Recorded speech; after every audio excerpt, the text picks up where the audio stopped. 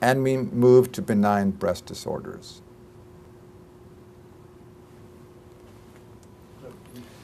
There's always a concern about breast cancer, and this is one of the big concerns of women because it is the #1 cancer in women. And some of these pictures look fairly gross. Here we have retraction of the nipple.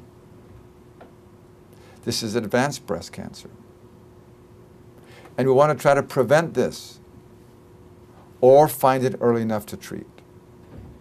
This is lymphedema, which develops after axillary node dissection. Okay, when we look at assessment of the patients, I first want to talk about the self-breast exam. These are new guidelines by the American Cancer Society. I want to emphasize right here, the American Cancer Society downplays the importance of breast self-examination. And this is based upon a study involving 266,000 Chinese factory women. They were in 2 cities. One group was taught how to do self-breast exams. The other group was not. And they wanted to see if there was any difference in the rate of invasive breast cancer. And what did they find? There was no difference, which was very troubling. Why doesn't it do what we hoped it did?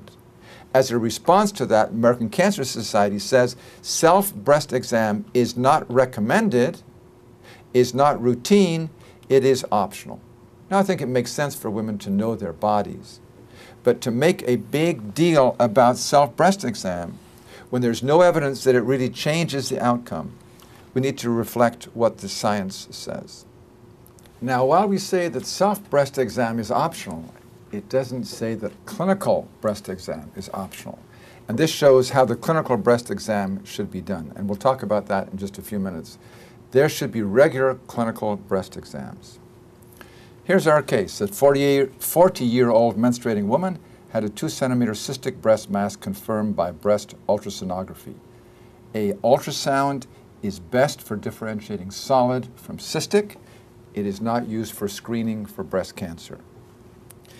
A needle aspiration of a palpable cyst can be performed in an office setting. The fluid, if it's clear and if it's negative by cytopathology, and if the mammogram is negative, you're done. Fine needle aspiration can be done without local anesthetic. It hurts more to put the local anesthetic in. Use a 20-gauge needle. Pre-aspiration mammogram, no follow-up. If mammogram is negative, cyst disappears, the fluid cytology is benign. 80% of breast masses can be managed this way. This is what we call the fine needle aspiration. You can also do an advanced breast biopsy instrumentation, and this is where you take a needle and you go in and out with a mass.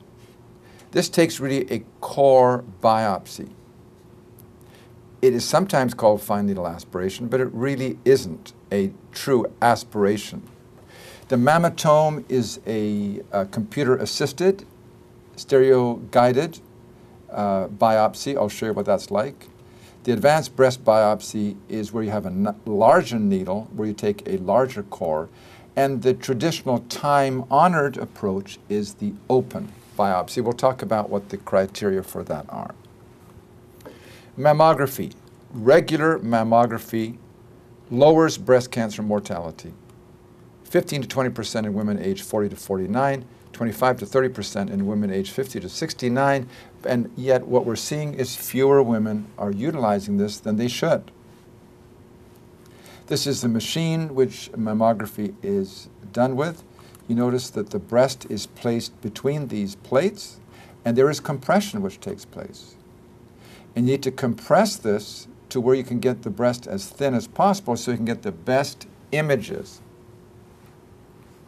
You can see this is again being compressed, and we have female X-ray technicians who are good at motivating women to lean forward. There are typically 2 views that are done with screening mammography. There is an anterior-posterior, and then there is a lateral view, which is obtained. And what you're looking for is changes in tissue density. You can see here some microcalcifications which you couldn't even palpate. But notice the tissue density in these breasts is a lot more. The more dense the breast, the harder it is to really make a good assessment. Here you can see a mass which is found close to the chest wall. So mammography is helpful, particularly if you can compare sequential mammograms. This figure looks at breast cancer starting at one cell, which doubles in size every 100 days. For the first 6 years of growth, it's too small to detect either by palpation or by mammography. Then, between 1 millimeter to 1 centimeter, it becomes visible only with mammography. The typical lesion that is picked up by palpation is over 1 centimeter in size. So the benefit of mammography would be to move backward or make your diagnosis earlier than you could with just palpation. And of course, the earlier you make the diagnosis, the less the stage and the better the prognosis in terms of cure. Average size of lump detected with regular mammograms, with the first mammogram, with regular exams, and by accident. So you'd like to get it as small and as early as possible. What are the guidelines for obtaining a mammogram? And there were different groups that were suggesting different guidelines. It looks as if we're getting some pretty good unanimity between the American Cancer Society, American College of OBGYN, American Medical Association, and the United States Preventive Services Task Force. And there is complete agreement at age 50 or more, there should be yearly mammograms. There is complete agreement that age less than 35, if there is significant risk factors, such as 2 first-degree relatives who have it. Most would say that have a baseline between 35 and 40, American Cancer Society says if there is increased risk. The United States Preventive Services Task Force says age 40 to 49, have it every 1 to 2 years. But I think we can basically say, less than age 35, if there is increased risk, start yearly mammograms at age 40 and continue for the rest of the life. Breast self-exam, as we said before, women should know how their breasts feel, but this is optional. It is not recommended because of the data. Clinical breast exam should be done every 3 years up to age 40, and then every year from age 40 and on. Mammograms, as we said, start yearly at age 40, continue as long as she's in good health. Please give your support to breast cancer. This was an interesting article. 114,000 bras, the longest chain of bras in Cyprus, and the whole idea was to raise awareness of breast cancer. This is an interesting painting by Botticelli, 1480, Birth of Venus, and what some art historians say is the reason why she's got her breast covered with her hand is because she's got breast cancer. Now, I don't know if that's true or not, but it's kind of an interesting suggestion. Next case, a 30-year-old woman experiences bilateral breast enlargement and tenderness, which fluctuates with her menstrual cycle. On exam, the breast feels lumpy with a discrete 1.5 centimeter nodule, which is painful. A fine needle aspiration is performed of this discrete nodule. Clear fluid is withdrawn. The cyst resolves. What do we do now? Fibrocystic breast changes used to be called fibrocystic disease, but 50% of women have it. So you can hardly say 50% of women are diseased. So the new term is fibrocystic breast changes. If there is a dominant cyst, fine needle aspiration in an office setting, examine the fluid with a cytopathologist. If the mass disappears, mammogram is negative, basically conservative management. If the mass persists, of course, excisional biopsy. Fibrocystic breast changes are associated with pain in the breast. There have been all kinds of things suggested for this: decreased caffeine, bromocriptine, oil of primrose. There is no really good treatment for fibrocystic breast changes. But if there is a dominant mass, it needs to be aspirated or removed. Fibroadenoma. A 25-year-old woman visits a gynecologist for routine annual exam. The exam reveals a palpable breast mass which has been present and stable for 2 years. If a mass has been stable for 2 years, you think it's a cancer? Not likely. Cancer would change. The pathology report of the fine needle aspiration, which was the small core biopsy, was fibroadenoma. What do you do with a fibroadenoma? Well, this is how they did the fine needle aspiration. It was really taking a variety of passes through the mass and then sending it for histology. What I'd like you to remember is on the exam, the fibroadenoma is typically described as rubbery. It is smooth, non-tender, and mobile. Smooth, mobile is much more likely to be benign than if it is irregular and if it is fixed. Ultrasound, you have a distinct appearance. I'll show you what that looks like. Fine needle aspiration has typical cytological appearance. And the management can either be conservative or excision, depending on the size and depending on the wishes of the patient and the doctor.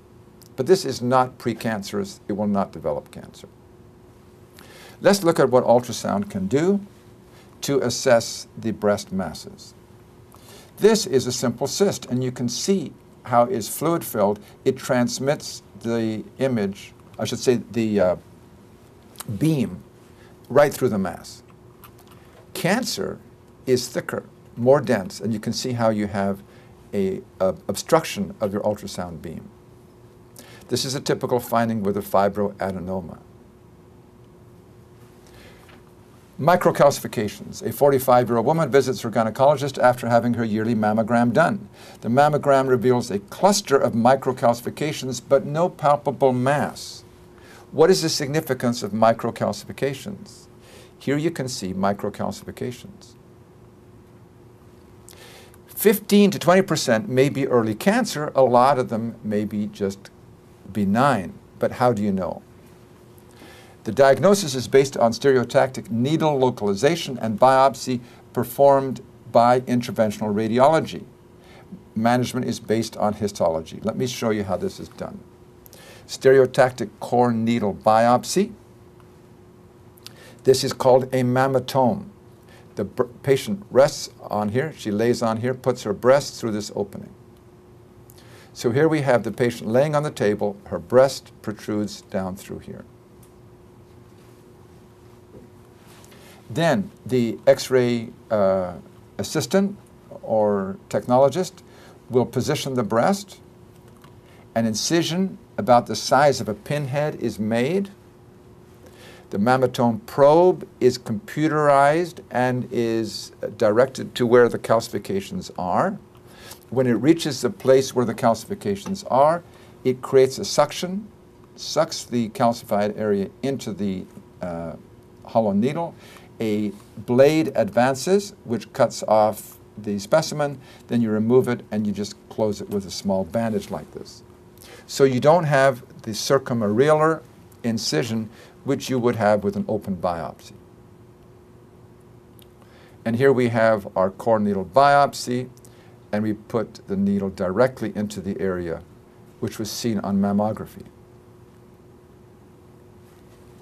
A 35-year-old woman has a persistent breast mass after fine needle aspiration has been performed.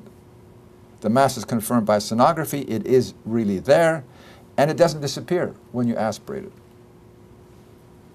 This now would be an indication for excisional biopsy. And the criteria for excisional biopsy are bloody cyst fluid on aspiration, failure of a mass to disappear on fine needle aspiration, bloody nipple discharge with or without a mass, and anytime you have skin edema or erythema, you're concerned about inflammatory carcinoma. An open biopsy is typically done through a circumareolar incision, and the tissue is taken out. A 60-year-old woman comes to the gynecologist complaining of left breast bloody nipple discharge. Bloody nipple discharge. Usually this is from an intraductal papilloma, which is benign, but you don't know what it is for sure. So you totally excise the duct and the papilloma, and the management is based upon histologic diagnosis. And that's the end of benign breast disorders.